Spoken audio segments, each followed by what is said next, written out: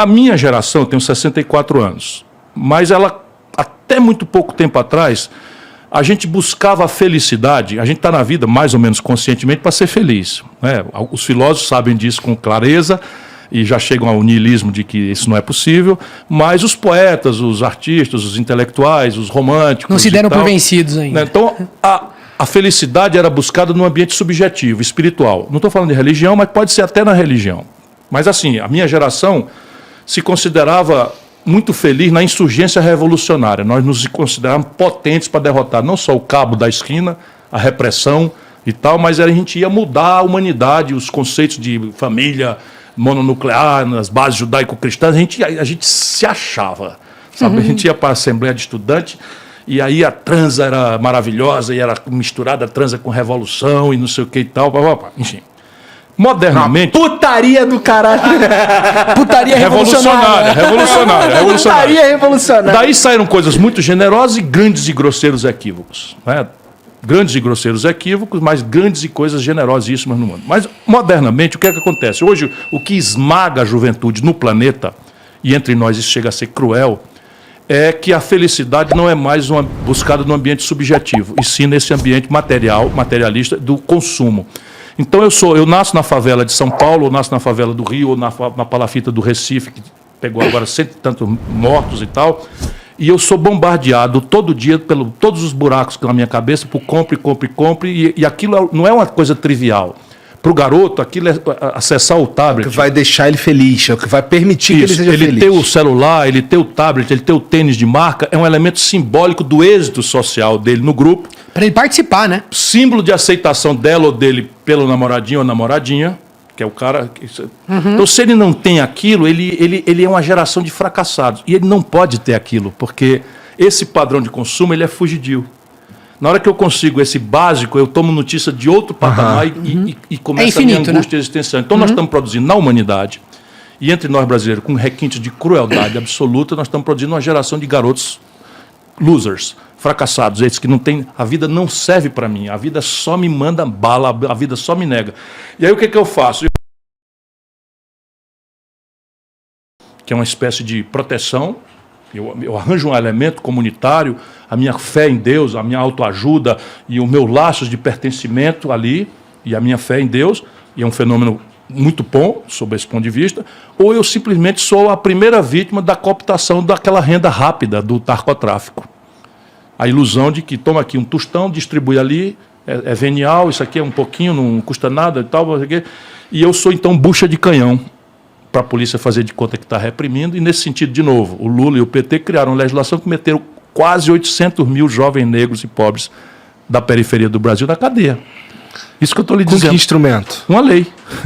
Copiaram dos Estados Unidos a lei de repressão à droga, considerando que o crime de distribuição de droga sem violência nenhuma era um crime para ser caracterizado com prisão. Aquele menino que não cometeu nenhuma violência, na primeira noite que entra num presídio, ou se filia à facção criminosa, ou vai ser morto ou currado. E nesse dia em diante ele passa a ser um soldado da facção criminosa ultra perigoso. E a facção criminosa reina fora do presídio com um misto de terrorismo, porque quem desacatar vai morto, e clientelismo, de proteção da família que está desesperada e tal. Isso foi produzido pela dita esquerda brasileira. Os números são chocantes, assim. Atenção, irmão, se não for verdade isso aqui, você não precisa mais votar em mim. Quando o Lula tomou posse, o Brasil tinha menos de 300 mil presos. Hoje o Brasil, se botar os mandados de prisão em aberto, que são prisão, porque a pessoa está foragida e tal, nós estamos falando de 1.100.000 pessoas. Tudo garoto pobre, por regra.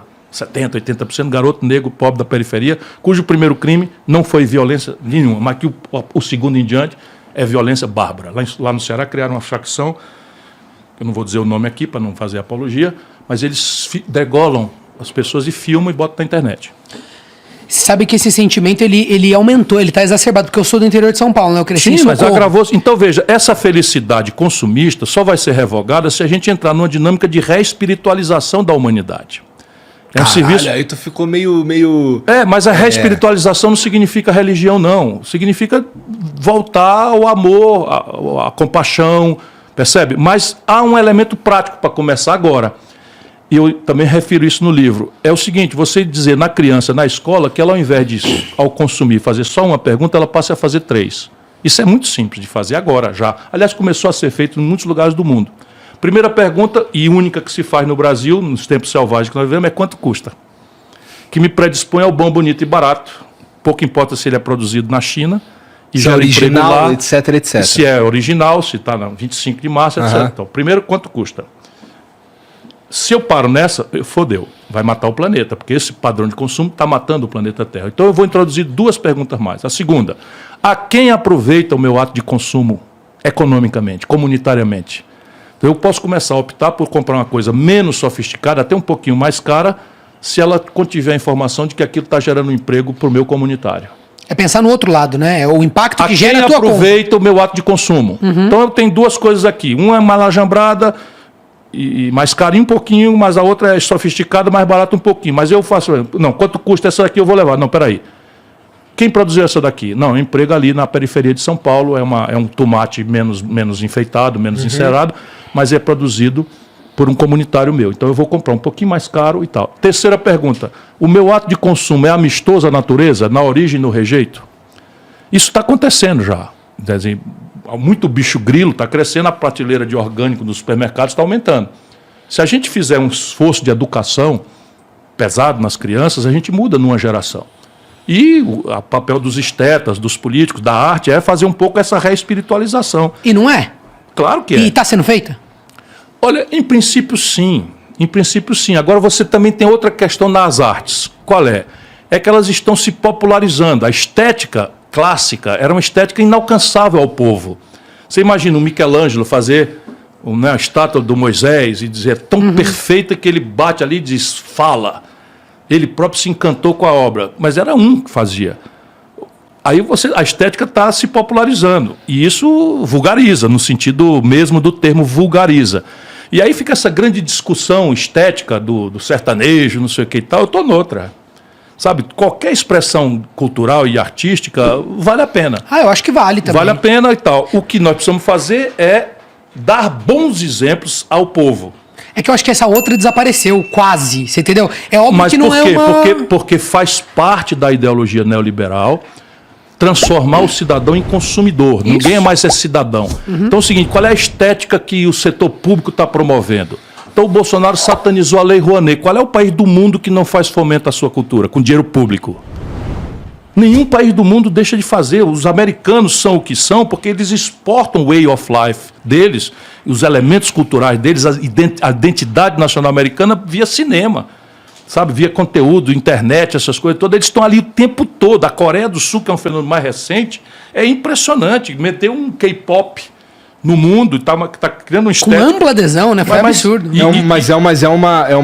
A indústria cultural coreana é uma indústria que está poderosa. sendo fomentada há um tempo já. Pelo governo. Sim, e demorou Pelo um tempo governo. para aumentar. Demorou pelo um governo, tempo. aham. Claro, mas assim, funciona. Claro. Então, o que está acontecendo no Brasil? Você sataniza os instrumentos de fomento da cultura, por quê? Porque você quer ignorantizar o povo. Como é que prospera 2 líderes de pesquisa cuja visão de mundo é a apologia da ignorância se o povo é esclarecido? Então, mas é que quando eu vejo os agentes da arte brasileira cooptados por esses discursos, eu fico sensibilizado nesse sentido. Sequelas da ditadura. Sequelas da ditadura, porque nós tínhamos uma ditadura, o grande consenso para derrubar a ditadura, também reflito sobre isso no livro, tinha que ser raso. Não podia ser uma coisa profunda. Sim, tem que ser imediato, né? Raso, era um tema simplório que era regionalizar o país. E isso deformou a consciência, a formação política dos líderes que sucederam a ditadura no Brasil, Fernando Henrique e Lula, os mais importantes. Então, eles só tinham uma noção de regionalizar, anistia, essa eleição direta e tal. E toda essa geração de artistas que fez a resistência à democracia está fazendo 80 anos, 75 anos. Você vai querer que essas pessoas agora aceitem que a discussão não é só derrotar o Bolsonaro, mas discutir o que causou, os valores que levaram o Bolsonaro ao poder e, mais grave, o que nós vamos botar no lugar? Não, para eles é mais simples o back to the past. Mitológico, e olha como é a palavra, mitológico, porque o mito de um é igual ao mito do outro. Porra, eu já vi. Só a palavra, eu, Ciro Gomes, vi num debate eu, Ciro Gomes, candidato em 2002, vi o Lula dizendo num debate que o jeito de identificar negros para fim de identificar quem tem direito à cota ou não era fazer exame de sangue. Imagina se o pobre do monarca diz um negócio desse. Né? No mínimo, né, uma apologia à eugenia. Aí, Sim, tô só dizendo. Pode ter sido um deslize, né? Vamos dar esse benefício da dúvida. Mas ele pode deslizar onde ele quiser. Ele chega em... Isso é verdade aí também. Pode deslizar onde quiser por causa disso, dessa vênia. É a apologia da ignorância. Tá lá, pela lá. Quem quiser ver na internet. Não, dá pra ver na isso daí internet, claramente. Lula em Pelotas. Pega lá, pegando a garrafa do cara, Pelotas. Pelotas é o polo de exportador, né? O cara exportador é exportador de viado. Vá, se eu digo um negócio desse, nunca mais na vida eu tenho direito de respirar. E pronto. E as mulheres do grelo duro, isso é a expressão do Lula. Eu tava ouvindo o Mano Brown, por exemplo, com ele, e aí tem um certo momento lá que ele fala que ele é o primeiro presidente negro da América Latina, alguma coisa nesse sentido. O Lula? É. Caralho! Achei uma... Não, Rapaz, isso. ele agora... Eu não sei se foi da... Ele disse alguma coisa... Você esteja enganado. Ele agora esfregou no nosso nariz que o Alckmin trabalhou contra o impeachment da Dilma. E o inimigo mortal sou eu, que trabalhei mesmo contra o impeachment da Dilma, e o Ceará foi o único lugar que deu 2/3 dos votos contra o impeachment. Com quem que ele está?